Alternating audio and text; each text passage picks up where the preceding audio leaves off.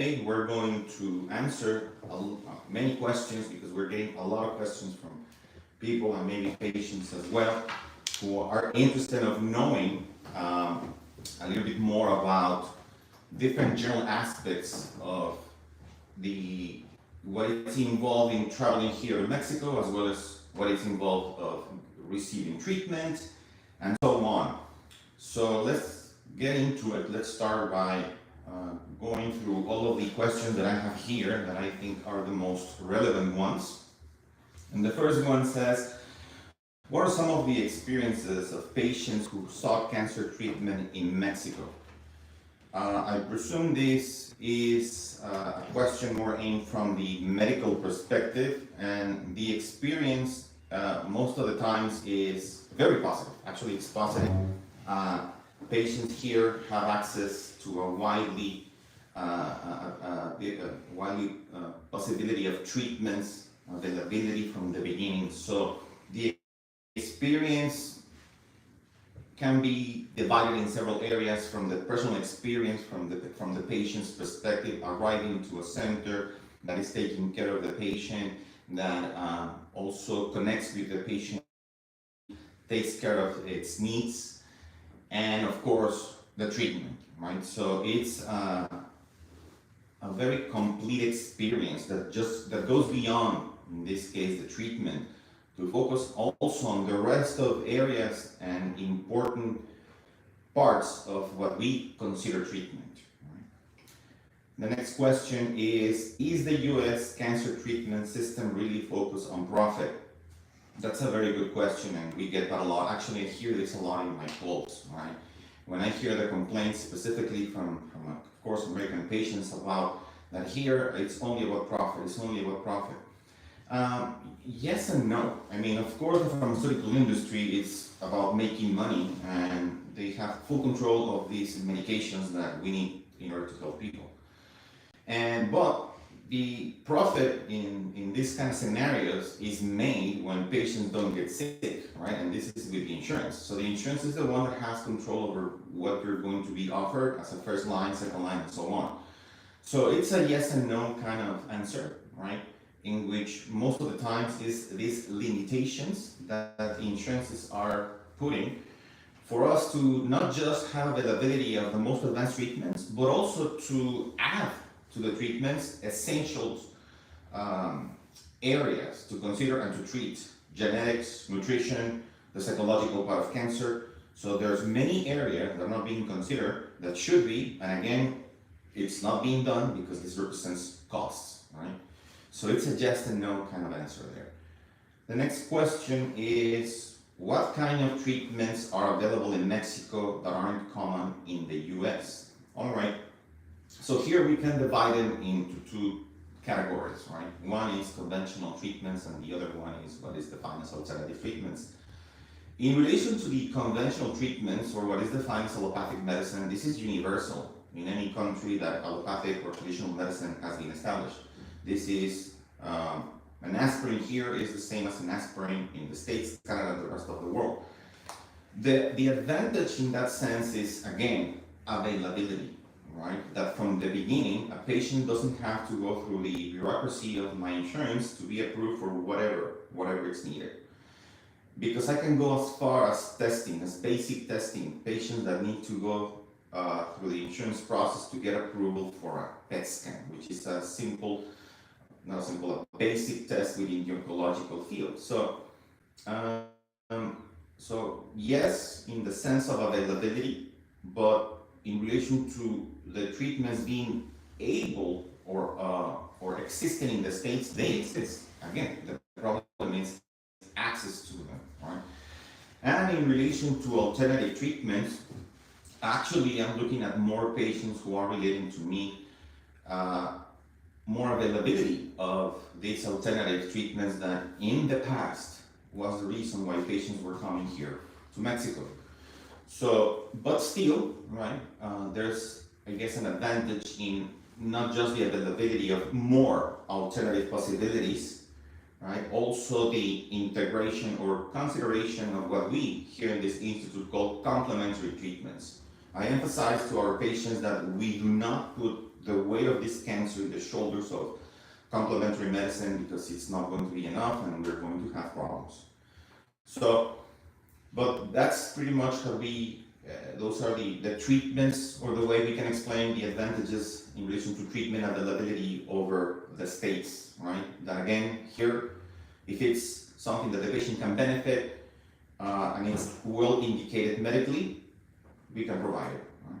The next question, does Mexico prioritize patient-centered care more than the US and Canada? This is also a very good question.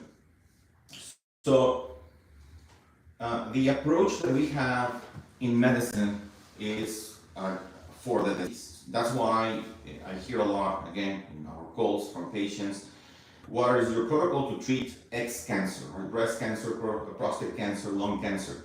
And the answer to that is, I always explain that here, it's not about the cancer. The cancer just tells me the type of cells, the type of cancer, again, that we're dealing with, but doesn't tell me anything whatsoever about the patient, right? So, the view of the disease, as I explained to our patients, it's an incomplete view of the patient, because I'm just looking at what looks the same, right? The tumor markers, again, the blood work specifically for that, and so on. So, but here, we work through a patient-centered approach, which means you're going to consider everything that represents that patient or the experience of the patient with the disease, which is a completely different thing. So again, here we see the patient experience with the disease. So it's very different to see the patient from the breast cancer perspective, in which I'm only going to focus on the data, again, of breast cancer, versus looking at the experience of breast cancer with this patient. It's a completely different view. And that's what patient-centered means. And also patient-centered here means the integration of this information within their treatments, in which an example is the presence of other chronic conditions, which is extremely common, right? You cannot ignore them. You cannot ignore any of these other health problems, because they're part of the big picture. You need to approach them. There's no other way if you really want to move the patient forward. So yes, this is, in my point of view, and in the philosophy of this center, there's no other way if we don't use a patient-centered approach, right? Because again, the other approach reflects a one-size-fits-all, and cancer does not correspond to a one-size-fits-all. It's about uniqueness. It's about, again, the patient. The next question, are natural treatments and alternative therapies widely available in Mexico? Yes, there are in many centers around the different parts of the country. So yes, this is actually part of the culture of Mexico. Mexico has been attached to its roots, and some of these roots, it's home remedies, right? Which exist around the world. But in Mexico, of course, there's a lot of beliefs that are attached to these remedies, right? So, and it's part of, I would say, our culture. But to answer the question, yes, actually, there's, I will say that Tijuana specifically, it's a mecca of these alternative cancer centers. So yes, right. The next question, how affordable is cancer treatment in Mexico compared to the US? Actually, I have no clue, but this is something that we can actually present to you in our website, and of course through the calls we present to you all of the steps and answer all of your questions. So from, of course, the medical part of it, which is my responsibility, to also the non-medical or financial part of it. The next question is, healthcare quality in Mexico suitable for complex treatments like cancer care? Very good question, right?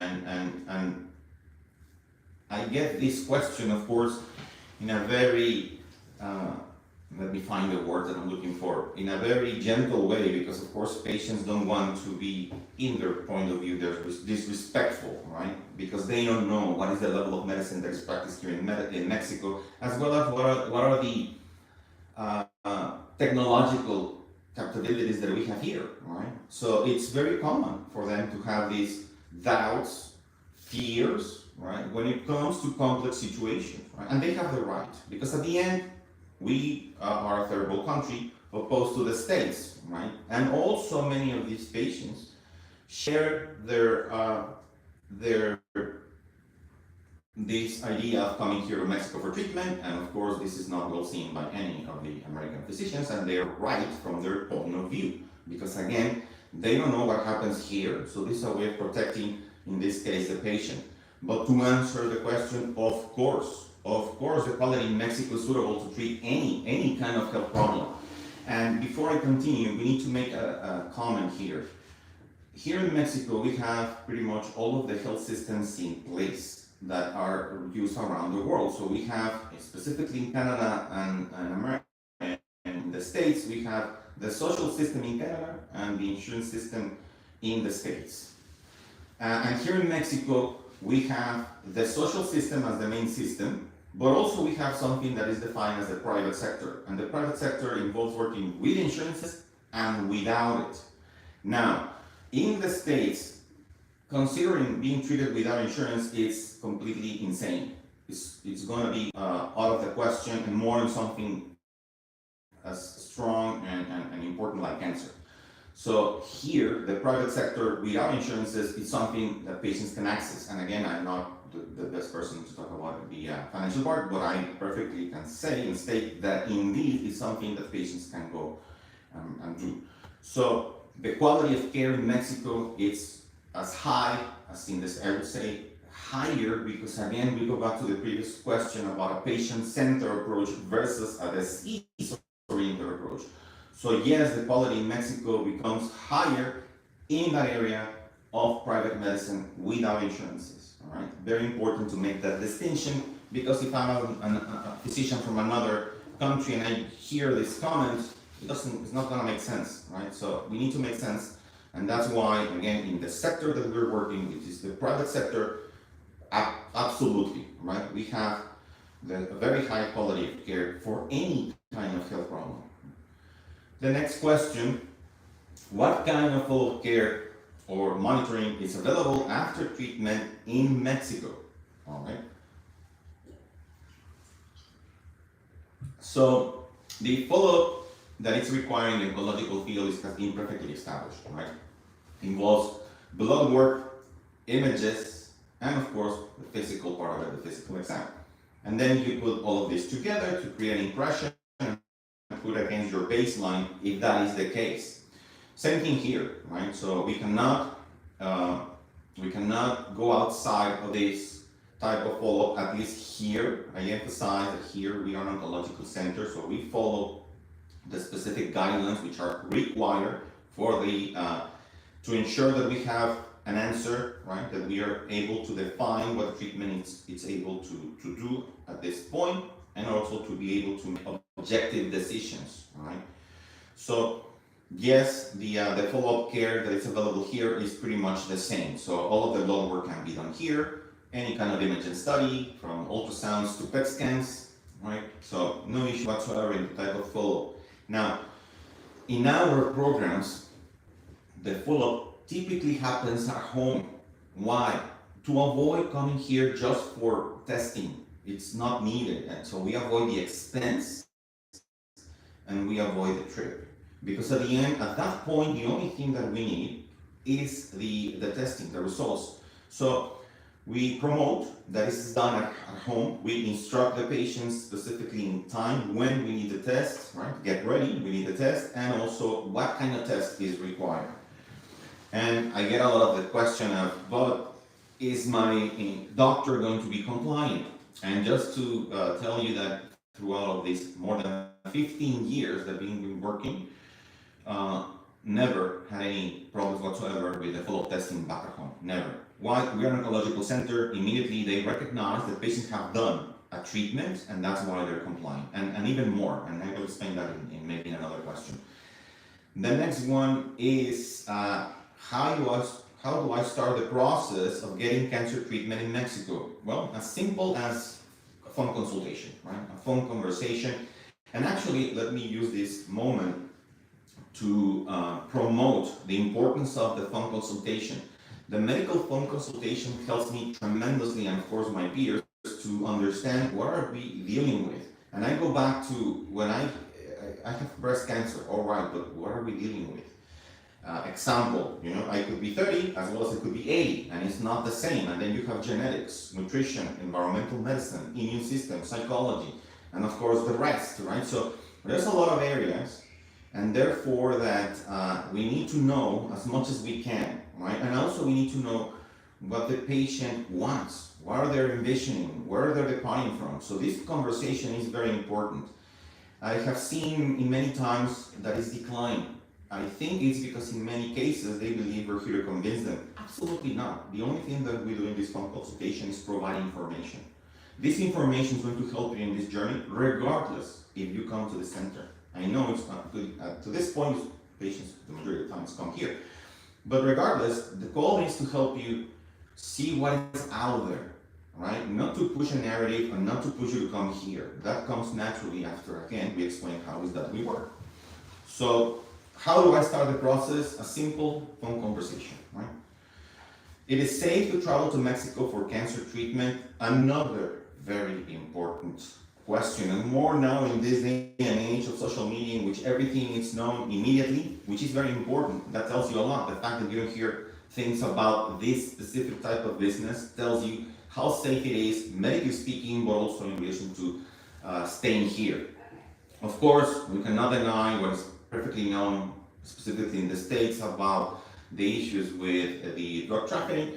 But as in any other major city, this is mostly in very specific areas of the city, not in the business area that we are actually suited. So never again in these 15 years that we have been working with medical tourism, which is the area that we specialize, we have never had any issues, and never one of our patients have had any issues here within the city. The opposite. They're completely surprised because, of course, Tijuana has a reputation of being one of the most dangerous cities in the world. So the moment that they have the experience that they indeed experience Tijuana, completely different, right? The next question, are the doctors in Mexico as qualified as those in the US or Canada?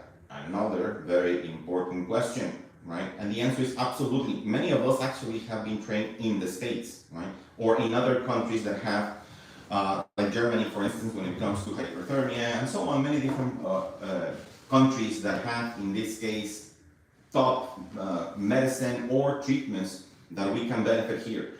So yes, the qualification in this case, and I go back to the comment about conventional medicine, is universal. That's why we have international symposiums, international meetings, because again, we are, in theory, within the same level, right? So yes, the quality of the qualification of doctors here is as equally as, of course, as in any other country. I think that in the States we have a lot of these star doctors. That's something that maybe here we don't have, right? Not because they don't exist, it's because it's not promoted in that way. But again, there's definitely the quality that is required, absolutely. The next question, how does the quality of Mexican hospitals compare to those in the US? Very important. Again, I with the same thing about not being disrespectful from the patient's perspective, about asking us how clean it is. And again, we understand, no problems with those type of questions. Actually, I promote them.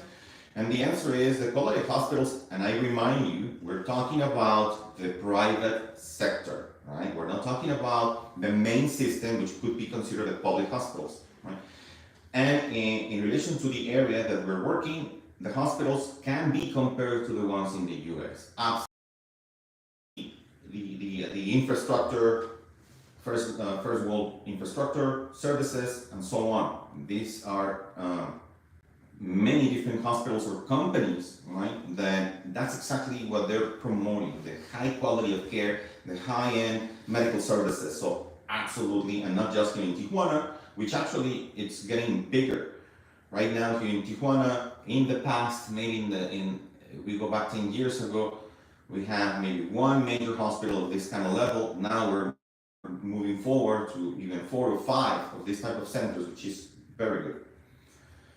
The next question, will I receive the same type of cancer treatment in Mexico as I will in the US? Well, yes and no. This question we already kind of answered in a way. And remember, the difference here is availability. But when it comes to the components of conventional medicine, of course, they're available in both countries. But again, the difference is that here you have access immediately. And if it's something that you can benefit from, again, it will be presented. So those are the advantages. So the same treatment, again, yes and no when it comes to components, but when it comes to the modality, completely different. We already mentioned the patient-centered approach, the focusing on every aspect of the patient. We haven't gotten to one very important, which is quality of life, right? So the type of experience approach. Next question. How much can I really save by getting cancer treatments in Mexico? A lot. Actually, again, I don't know specifically how much, but you can save a lot of money. I go back to the same things. Let me maybe use an example that I think I know. Imagine study here maybe will cost you $1,000, and in the States can cost you 5 to 6, right? So very different. How does the consultation process work for international patients? Again, simple phone conversation, we schedule the call, and then there's already a process for you working in which we provide you all of the information for you, a pre-plan, all of the information about us, again, a pre-plan, and then we provide the rest of the information that is non-medical, right? The idea here is to answer all of your questions to your satisfaction. If you believe we're the place, we're here to help you whenever you are ready. The next question, are there language barriers when getting treatment in Mexico? Okay, so the answer is, in theory, yes, right? Because theoretically speaking, we don't see patients from around the world. We, again, are part of this population of what is known as medical tourism, so there's no language barrier when it comes to English, of course, right? Because we have patients from around the world. This is something that continues to surprise me. Patients coming from as far as Australia, places, Africa, again. So, but when it comes to English, no problems. Now thanks to technology, right, we can use Google Translate and have a communication with somebody that maybe it's not English. But if it comes down to we need a translator, we can provide it. So, but again, that's an extreme type of situation. To this date, English has never been a problem. All of the persons that work with patients speak fluent English. Can my family come with me during my treatment in Mexico? That's a question that also I get a lot. So can my husband come with me? Absolutely. So, and the way I explain this is your support structure, right? Your family, whoever is with you. Sometimes, of course, we have patients that are unknown. But in those instances in which there's a family, absolutely. We have patients that come here with all of their family. No problems. Of course, there's rules when it comes to being here in the center, but that's a different thing. But you can come with as many people as you want. That's up to the patient. That's a personal decision. The next and final question, what post-treatment support can I expect once I return home? All right, so very important because there's a lot of misconceptions in this part. This is many patients expect to go home with a lot of things to do back at home, right? And yes, I have seen centers that send patients with IVs to do by themselves, which again is completely wrong. So number one, the treatment happens here. The treatment is done here under our medical surveillance, right? Every single medical process happens here. So the patient leaves with the treatment already inside, right? The only thing that we need to follow up and we need to ensure that the patient helps us with is support. So again, let's amplify the concept of cancer. When it comes to cancer, it's not just the tumor. We're talking about genetics involved, nutrition involved, environmental medicine involved, immune system involved, psychology involved, and whatever is the area or areas of concern that we're working. So the support that happens at home mostly is in relation to their nutrition, their emotional component as well, and whatever other recommendation is needed, right? Or maybe follow up with another specialist back at home of something that has been detected here. Whatever, again, is going to be instructed. There's no one size fits all. We go back to what are we talking about when it comes to a given situation or patient. And but yes, we are providing specific instructions in relation to, again, maintenance. And we are also responsible of letting the patient know that we're getting close to the time of the assessment, the follow-up testing, right? So we can prepare, right? The patient can get notification of what is the testing that is required, so we can schedule it, patient can send it, analyze it, and of course take it from there, right? And well, these are the all of the questions that I have. And let me see if we have some live questions that we need to answer. And if not, then we will close this live session for today. So let me see, any questions?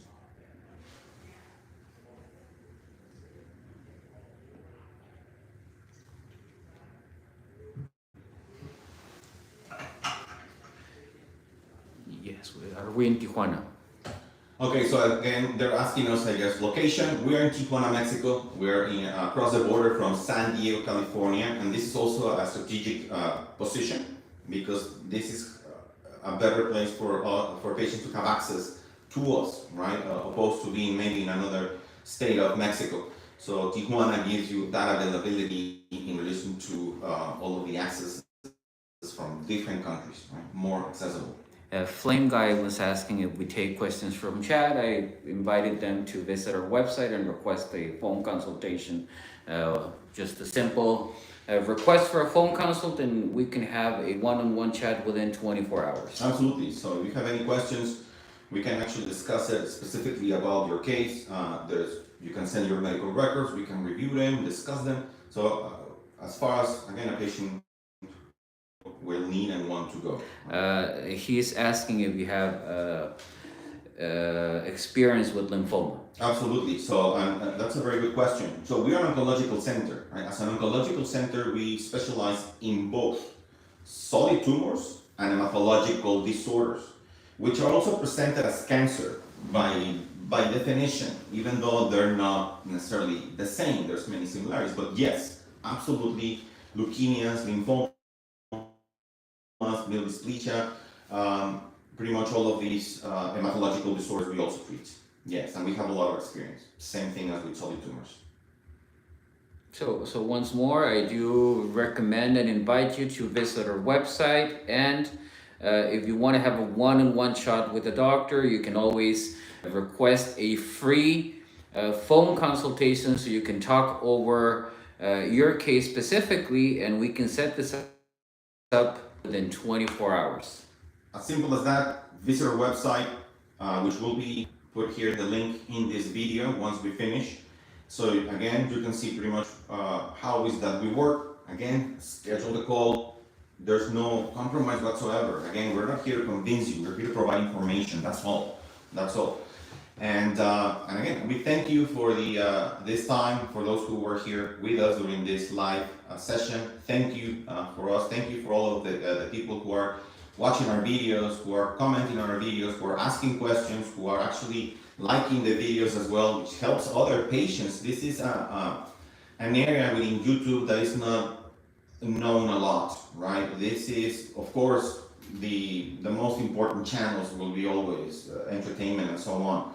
But by clicking again the like button and subscribing, we're helping other people to get access to this information. Again, it's just information, people can be helped, right? So we thank you all, and we'll see you in the next live and see you soon. Thank you again.